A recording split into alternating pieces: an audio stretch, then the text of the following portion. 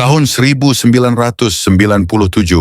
laut ini mengeluarkan suara tangisan raksasa. Tahun 1997, sensor bawah laut milik NOAA, bukan NASA, menangkap suara aneh dari kedalaman Samudra Pasifik. Suara ini terdengar seperti jeritan makhluk raksasa, tapi nggak ada kapal, paus, atau aktivitas manusia di sekitar lokasi. Mereka menamainya The Bloop. Suaranya terlalu kuat untuk ukuran makhluk hidup biasa. Teori bermunculan, ada yang bilang itu makhluk raksasa tak dikenal. Ada juga yang percaya itu sinyal dari kedalaman bumi yang belum kita pahami. Hingga hari ini, misterinya belum 100% terpecahkan.